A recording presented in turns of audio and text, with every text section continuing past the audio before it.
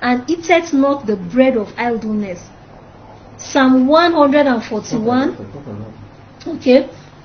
She looked well to the ways of her household, always looking well to make sure that her household are in good shape, making sure that everything that is needed is being provided, everything is done well. She protects them, she feeds them, she's always hardworking, up and doing. She eateth not the bread of idleness. She doesn't sit down and depend on somebody to give her, or even for her husband to give her.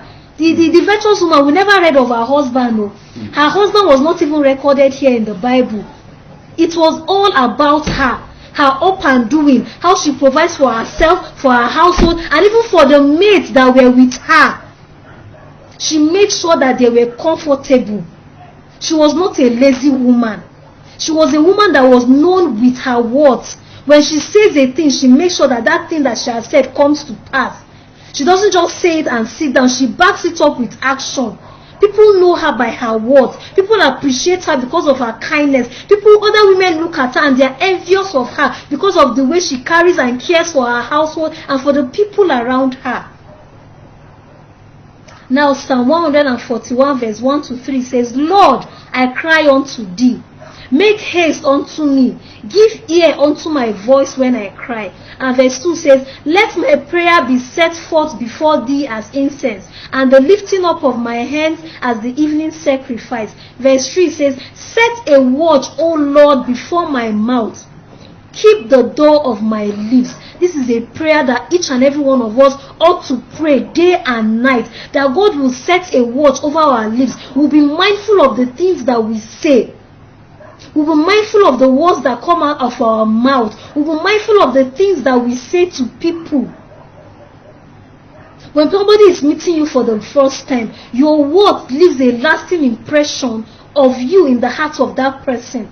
Now, what impression are you leaving in the hearts of people that come across you on a daily basis? In your workplace, at home, in your environment, in your area? What impression are you leaving in the hearts of people? As you're going out, you're coming in, with the people you interact with, in the market, the keke you board, the bike man, do you leave in with insultive words?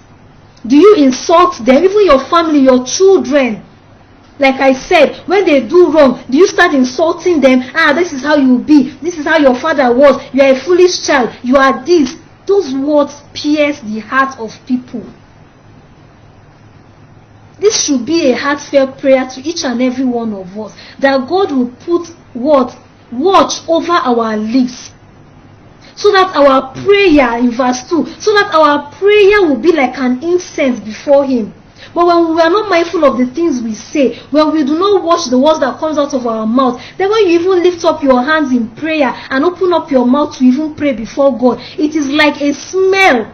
It is no longer an incense. An incense is like a perfume, a sweet smelling fragrance that goes up to God. Now, if you do not do this thing, then it means the opposite now is what befalls you.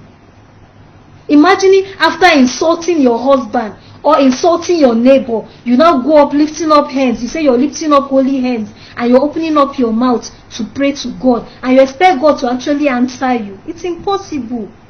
So this should be a heartfelt prayer to each and every one that genuinely wants God to answer his prayer, that God will put a watch on our lips and before our mouth. He will set a watch before our mouth, and he will keep the door of our lips from speaking evil, from speaking air to other human beings.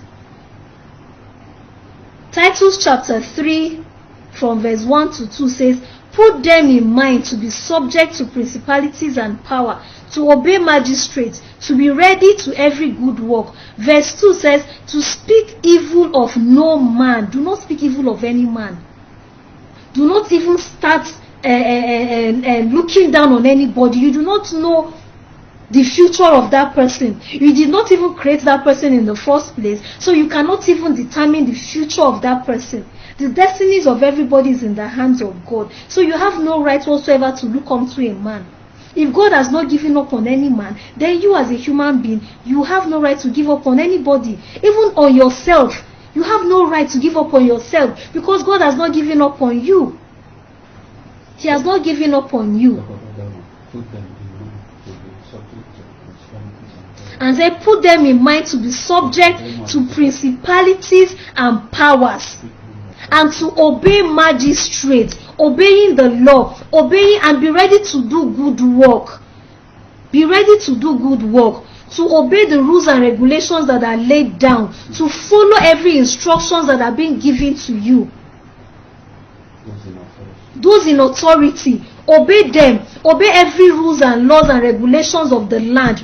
Obey people that are ahead